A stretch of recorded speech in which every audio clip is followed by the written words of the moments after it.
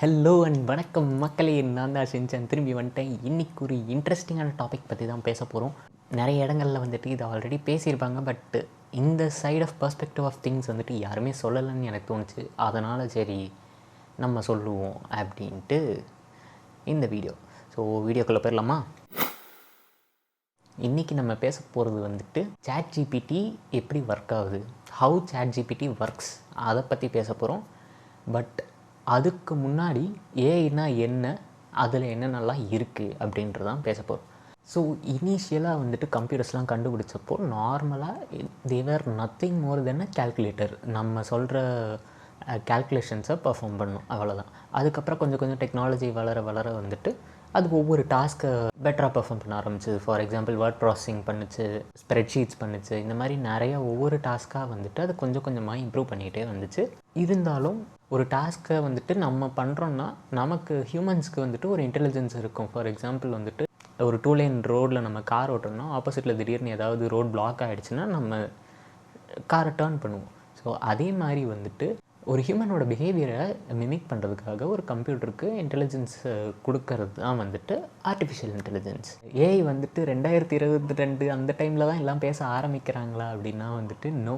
1950ஸ்லேயே வந்துட்டு ஏஐ வந்துருச்சு. ஏஐக்கான terms, definitions and அதுக்கான டெஸ்ட்ஸ் எல்லாம் வந்துருச்சு. ஒரு இன்ட்ரெஸ்டிங்கான ஒரு டெஸ்ட் இருக்குது. ஸோ டியூரிங் டெஸ்ட் அப்படிங்கிறது என்னதுன்னா, ஆலன் டியூரிங்னு ஒரு மேத்தமெட்டிஷியன் இந்த டெஸ்ட்டு டெவலப் பண்ணுறாரு. அதுக்கு அவர் இனிஷியலாக வச்ச நேம் என்னென்னு பார்த்தீங்கன்னா த இமிட்டேஷன் கேம். இப்போவும் ரெலவெண்ட்டாக அப்படின்னு கேட்டிங்கன்னா இட்ஸ் அ கிரே ஏரியா. அது வந்துட்டு ஒரு சில டைம் வந்துட்டு கரெக்டாகவும் ரிசல்ட்ஸ் வரும், ஒரு சில டைம் தப்பாகவும் ரிசல்ட்ஸ் வரும், ஒரு ஃபால்ஸ் பாசிட்டிவ்ஸ் கூட இருக்கலாம் அப்படி. ஸோ அந்த டெஸ்ட்டை தான் வந்துட்டு இப்போ வரைக்குமே ஒரு சில இடத்துல வந்துட்டு பெஞ்ச் மார்க்காக யூஸ் பண்ணிகிட்டு இருப்பாங்க. ஸோ அதுக்கு அடுத்து வந்துட்டு ஏஐனா என்ன, ஏஐக்குள்ளே என்னென்னலாம் வரும் அப்படின்றத பார்த்துருவோம். ஸோ ஏஐங்கிறது ஒரு ப்ராடர் டேர்ம். அதில் வந்துட்டு நிறையா விஷயங்கள் வரும். சிம்பிளாக சொல்லணுன்னா ஏஐக்குள்ளே தான் வந்துட்டு மெஷின் லேர்னிங் வரும். ஸோ மெஷின் லேர்னிங் என்னதுன்னா ஹியூமன்ஸ்க்கு அண்டர்ஸ்டாண்டிங் கேப்பபிலிட்டிஸ் வந்ததுலேருந்து நம்ம ஒவ்வொரு சின்ன சின்ன விஷயத்தையும் வந்துட்டு எப்படி கற்றுக்குறோமோ அதே மாதிரி மெஷின்ஸ்க்கு சொல்லித்தரும். ஸோ இதில் வந்துட்டு 3 டைப் இருக்குது. அது என்ன 3 தகுதி? ஒன்று வந்துட்டு சூப்பர்வைஸ் மெஷின் லேர்னிங், இன்னொன்று அன்சூப்பர்வைஸ் மெஷின் லேர்னிங், இன்னொன்று ரீஇன்ஃபோர்ஸ்மெண்ட் லேர்னிங். ஷார்ட்டாக சொல்லணும்னா சூப்பர்வைஸ் மெஷின் லேர்னிங் வந்துட்டு இந்த பேர் சொல்கிற மாதிரியே நம்ம அதுக்கு ஃபீட் பண்ணிக்கிட்டே இருப்போம். இந்த டேட்டா இதுதான், இந்த ஆப்ஜெக்ட்னால் வந்துட்டு இதுதான் வந்துட்டு கேட், இதுதான் வந்துட்டு டாக் அப்படின்ற மாதிரி வந்துட்டு சூப்பர்வைஸ்டாக நம்ம பண்ணுறது வந்துட்டு சூப்பர்வைஸ் மெஷின் லேர்னிங். ஸோ அன்சூப்பர்வைஸ்னால் என்னதுன்னா, நம்ம வந்துட்டு ஒரு செட் ஆஃப் டேட்டா கொடுத்துருவோம், அதுவே கிளஸ்டர் பண்ணி அதுவே வந்துட்டு சிமிலாரிட்டிஸ்லாம் எடுத்து அதை எடுக்கிறது அன்சூப்பர்வைஸ் மெஷின் லேர்னிங். இன்னொன்று ஒரு இன்ட்ரெஸ்டிங்கான டாபிக் என்னென்னா ரீஇன்ஃபோர்ஸ்மெண்ட் லேர்னிங். ரீஇன்ஃபோர்ஸ்மெண்ட்னா என்னென்னா, இப்போ வந்துட்டு ஒரு பெட்டை நம்ம ட்ரெயின் பண்ணுறோன்னா அது வந்துட்டு கரெக்டாக பண்ணிச்சுன்னா அதுக்கு வந்துட்டு ஒரு ட்ரீட் கொடுப்பாங்க, தப்பாக பண்ணிச்சுன்னா ட்ரீட் கொடுக்க மாட்டாங்க இல்லையா? அந்த மாதிரி கம்ப்யூட்டர்ஸ்க்கும் வந்துட்டு கரெக்டான அவுட்புட் கொடுத்துச்சுன்னா பாசிட்டிவ் வேல்யூ மாதிரி கொடுப்பாங்க, தப்பாக வந்துச்சுன்னா அதுக்கு வந்துட்டு நெகட்டிவான வேல்யூ மாதிரி கொடுப்பாங்க. ஸோ இதுதான் வந்துட்டு supervise, unsupervised and reinforcement learning. So இதுக்கு அடுத்து வந்துட்டு டீப் லேர்னிங் பற்றி நம்ம பேச ஆரம்பிக்கிறப்ப தான் வந்துட்டு நியூரல் நெட்வொர்க்ஸ் அப்படின்றது ஒரு விஷயத்தை பேசுவோம். ஸோ நியூரல் நெட்வொர்க்ஸ்னால் என்னதுன்னா, human brain is made up of cells called neurons. So அந்த நியூரான்ஸை கம்ப்யூட்டரில் மல்டிபிள் நியூரான்ஸ் வந்துட்டு ஒவ்வொரு ஸ்டேஜஸில் இருக்கும். அண்ட் அது வந்துட்டு ஒரு ரேபிட் ஹோல் மாதிரி போனால் உள்ளே போயிட்டே இருக்குது, நம்ம சும்மா சர்ஃபேஸில் மட்டும் பார்த்துருவோம். இதுதான் வந்துட்டு நியூரல் நெட்வொர்க்ஸ். ஆர்டிஃபிஷியல் இன்டெலிஜென்ஸ்லேயே வந்துட்டு பார்த்திங்கன்னா 3 இருக்குது. அது என்னென்னு பார்த்தீங்கன்னா ஆர்டிஃபிஷியல் நேரோ intelligence and artificial general intelligence and artificial super intelligence. So இது வந்துட்டு ஹையரார்க்கிக்கெல்லாம் வரும். ஸோ ஃபஸ்ட்டு வந்துட்டு நமக்கு பேஸில் லோவஸ்ட் லெவலில் ஆர்டிஃபிஷியல் நேரோ இன்டெலிஜென்ஸ் வரும். அதோட ஸ்டெப் அப் தான் வந்துட்டு ஆர்டிஃபிஷியல் ஜெனரல் இன்டெலிஜென்ஸ் அண்ட் அதோட ஸ்டெப் அப் வந்துட்டு ஆர்டிஃபிஷியல் சூப்பர் இன்டெலிஜென்ஸ் வரும். ஸோ ஆர்டிஃபிஷியல் நேரோ இன்டெலிஜென்ஸ்னு என்னென்னா, அது வந்துட்டு ஒரு ஸ்பெசிஃபிக்கான டாபிக், ஒரு ஸ்பெசிஃபிக்கான டாஸ்க்கை மட்டும் பர்ஃபெக்டாக கற்றுக்கிட்டு சூப்பராக பண்ணும். ஸோ ஃபார் எக்ஸாம்பிள் வந்துட்டு கிராமர்லி அப்படின்ட்டு ஒன்று இருக்குது இல்லையா, அதெல்லாம் வந்துட்டு டெக்ஸ்ட் பேஸ்ட் ஆர்டிஃபிஷியல் இன்டெலிஜென்ஸ். அது என்ன பண்ணுன்னா, ஒரு ஸ்பெசிஃபிக்கான டாஸ்க், அதாவது கிராமரை செக் பண்ணுறது, அதை மட்டும் அது சூப்பராக பண்ணும். இந்த மாதிரி நிறைய வாஸ்ட் ஏஐஸ் இருக்குது. நான் அதோட லிஸ்ட்டெல்லாம் இங்கே போடுறேன் அண்ட் டிஸ்கிரிப்ஷன்லேயும் போடுறேன், செக் அவுட் பண்ணி பாருங்கள்.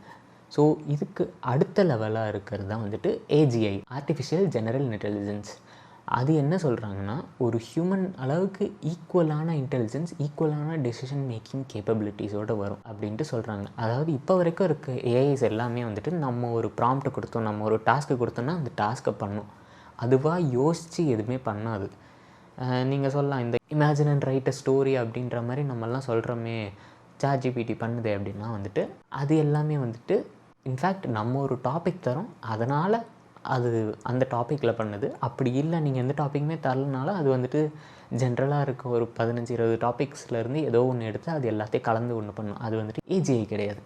ஏஜிஐங்கிறது என்ன பண்ணுன்னா ஒரு ஏஐனால் அதுவாக தன்னாலேயே the freedom to do something அப்படிங்கிறது இருக்கு இல்லையா. நம்ம ஹியூமன்ஸ் எல்லாருக்குமே வந்துட்டு we have a freedom to do things. For example நான் இந்த பொம்மை இப்படி எடுக்கணும்னு நினைக்கிறேன்னா எடுப்பேன், இதை கீழே வைக்கணும்னு நினைக்கிறேன்னால வச்சுருவேன். இது எல்லாமே வந்துட்டு according to my own free வில்ல நானாக பண்ணுறது. பட் என்ன தான் ஏஐ ChatGPT எல்லாமே வந்திருந்தாலும் இன்னும் அது வந்துட்டு ஏஜிஐ ரீச் பண்ணல, ஆர்டிஃபிஷியல் ஜென்ரல் இன்டெலிஜென்ஸை இன்னும் ரீச் பண்ணல. நிறைய பேர் என்ன சொல்கிறாங்கன்னா 2050 ரீச் ஆகும் அப்படின்றாங்க. பட் நம்ம ஜிபிடியோட சிஇஓ என்ன சொல்கிறாருன்னா வந்துட்டு 2025 அதாவது இந்த வருஷம் வந்துட்டு ஏஜிஐ வந்துடும் அப்படின்ற மாதிரி சொல்கிறாங்க. பட் அது எந்த அளவுக்கு உண்மைன்னு தெரியல. இதுக்கு அடுத்த லெவல் தான் வந்துட்டு ஆர்டிஃபிஷியல் சூப்பர் இன்டெலிஜென்ஸ். ஸோ அதுதான் ஹியூமன்ஸை விட அடுத்த லெவலுக்கு போகும். லைக் ஹியூமன்ஸோட இன்டெலிஜென்ஸை விட அடுத்த லெவல் ஆஃப் இன்டெலிஜென்ஸ் இருக்கும் அப்படின்ற மாதிரி சொல்கிறாங்க. பட் அது தியரிட்டிக்கலே இருக்குது, ப்ராக்டிக்கலாக அது வந்துட்டு மேபி இப்போ பாசிபிள் இல்லை, எப்போ பாசிபிள் ஆகும் அப்படின்ட்டு என்னோட பர்சனல் ஐடியா என்னதுன்னா மேபி ஏஎஸ்ஐ அதாவது artificial super intelligence will be something that will make us intergalactic ரீஸ்பீசிஸ் அப்படின்றது என்னோட பெர்ஸ்பெக்டிவ். உங்களுக்கு என்ன தோணுதுன்ட்டு கமெண்ட்டில் சொல்லுங்கள். இப்போ மெயின் டாபிக்குள்ளே வருவோம். ChatGPT எப்படி ஒர்க் ஆகுது? 2-3 லாங்குவேஜ் தெரிஞ்சாலே வந்துட்டு நீங்கள் ஈஸியாக இதை அண்டர்ஸ்டாண்ட் பண்ணிக்கலாம். யாராவது ஒருத்தர் வந்துட்டு உங்ககிட்ட இங்கிலீஷ்லேயோ இல்லை ஹிந்திலேயோ பேசுகிறாங்கன்னா அதை நீங்கள் ட்ரான்ஸ்லேட் பண்ணுவீங்க. தமிழில் என்னது அப்படின்ட்டு நம்ம ட்ரான்ஸ்லேட் பண்ணுவோம் மனசுக்குள்ளே.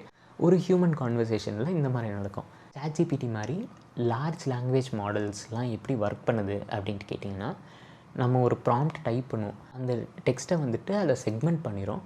ஒவ்வொரு செக்மெண்ட்டையும் வந்துட்டு அது ஒவ்வொரு டோக்கன் வேல்யூ அதுக்கு கொடுத்துரும். அதால் வந்துட்டு இங்கிலீஷ் அண்டர்ஸ்டாண்ட் பண்ண முடியாது, பட் அந்த டோக்கன் வேல்யூஸை வந்துட்டு அண்டர்ஸ்டாண்ட் பண்ண முடியும். ஸோ இந்த மாதிரி டோக்கனைசேஷன் ப்ராசஸில் ஒரு சில இஷ்யூஸ் வரும். இப்போ ரீசெண்ட் டைம்ஸில் வந்தது தான் ஸ்ட்ராபெரி டெஸ்ட் அப்படின்னு சொல்லுவாங்க. ஸ்ட்ராபெரி டெஸ்ட்டில் என்னதுன்னா அந்த லார்ஜ் லாங்குவேஜ் மாடல் கிட்ட போயிட்டு ஸ்ட்ராபெரியில் எத்தனை லெட்டர்ஸ் இருக்குது அப்படின்னா நம்ம வந்துட்டு ஸ்ட்ராபெரி அப்படிங்கிற லெட்டரை இப்படி பார்த்துட்டு ஓகே இதில் வந்துட்டு 3 லெட்டர் இருக்குது, 3 ஆர் இருக்குது அப்படின்ற மாதிரி நம்ம சொல்லுவோம். பட் அந்த லார்ஜ் லாங்குவேஜ் மாடல் வந்துட்டு செக்மெண்டேஷன் பண்ணது இல்லையா, அது டோக்கனைஸ் பண்ணது இல்லையா. ஸோ டோக்கனைஸ் பண்ணுறப்போ அது வந்துட்டு கொஞ்சம் மிஸ்மேட்ச் ஆகிறதுனால அது 2 hours தான் இருக்குது அப்படின்ற மாதிரி சொல்லுவோம். இது வந்துட்டு டோக்கனைசேஷனில் இப்போ வரைக்கும் இருக்க ஒரு இஷ்யூ. அதை வந்துட்டு கொஞ்சம் கொஞ்சமாக தான் ஃபிக்ஸ் பண்ண முடியும். இப்போது ஆல்மோஸ்ட் ஃபிக்ஸ் பண்ணிட்டாங்கன்னு நினைக்கிறேன். ஒரு சில நோன் வேர்ட்ஸ்க்கெலாம் ஃபிக்ஸ் பண்ணிவிட்டு. ஸோ டோக்கனைசேஷன் தான் வந்துட்டு அதோட ட்ரான்ஸ்லேஷன். இப்போ நம்ம எப்படி பேசுகிறப்போ ஒரு ட்ரான்ஸ்லேட் பண்ணுறோமோ டோக்கனைசேஷன் வந்துட்டு அந்த லார்ஜ் லாங்குவேஜ் மாடலோட ட்ரான்ஸ்லேஷன். ஸோ அது ட்ரான்ஸ்லேட் பண்ணி அந்த மாடலுக்குள்ளே போயிட்டு அந்த மாடலில் ப்ராசஸ் பண்ணி இப்போ நீங்கள் வந்துட்டு ஒரு write me an essay about தாஜ்மஹால்னால் அது வந்துட்டு அந்த டோக்கனைஸ் பண்ணணும். டோக்கனைஸ் பண்ணிவிட்டு அந்த டோக்கன்ஸில் என்னென்னலாம் வேல்யூஸ் இருக்கோ அதை எடுத்துகிட்டு போயிட்டு இப்போ வெப்பில் சர்ச் பண்ண வேண்டியதுன்னா அதுவே வந்துட்டு போயிட்டு வெப்பில் சர்ச் பண்ணும். இந்த மாதிரி தாஜ்மஹால்லாம் என்ன, அது எங்கே இருக்குது, அதனால் பில் பண்ணாங்க அப்படின்ட்டு ஒரு எஸ்ஏ ஃபார்மேட்டில் எழுதி நமக்கு அவுட்புட் தரும். ஓகே ப்ரோ, இது வந்துட்டு டெக்ஸ்ட் ஃபைல் மட்டும்தான் ஒர்க் ஆகுமா அப்படின்னு கேட்டிங்கன்னா இன்னும் டெக்ஸ்ட் ஃபைல் மட்டும் இல்லை, ஈவன் இமேஜ் ஃபைல்ஸுக்கு ஈவன் வாய்ஸுக்கு கூட வந்துட்டு ஒர்க் ஆகும். ஸோ அதே மாதிரி தான் வந்துட்டு நம்ம இமேஜஸ் ஜென்ரேட் பண்ணுறது, இமேஜ் ஜென்ரேஷன்லாம் வந்துட்டு அது தனியாக ஒரு ரேபிட் ஹோல் மாதிரி போகும். அது வந்துட்டு இன்னொரு வாஸ்டான டாப்பிக்கு. அதை பற்றி நான் இன்னொரு வீடியோவில் சொல்கிறேன். So image generation and voice generation, நிறைய வாய்ஸ் க்ளோன்ஸ் எல்லாம் வந்திருக்கும். வாய்ஸ் க்ளோனர் ஏஐ மாதிரிலாம் வந்திருக்கும். அண்டு ChatGPTயே வந்துட்டு அந்த அட்வான்ஸ் வாய்ஸ் மோடுன்னு ஒன்று இருக்குது, அதெல்லாம் இது பண்ணுது. அதுக்கப்புறம் விஷன் ஏஐ இருக்குது. இந்த மாதிரி நிறைய விஷயங்கள் இருக்குது. ஸோ நான் சின்னதாக சிம்பிளாக வந்துட்டு இன்றைக்கி அந்த ChatGPT எப்படி ஒர்க் ஆகுது, அந்த ஏஐயோட பேசிக்ஸ்லாம் என்ன அப்படின்றது சொல்லணும்னு நினச்சேன். I hope it was informative. So அடுத்த வீடியோவில் பார்ப்போம். என்ன போய்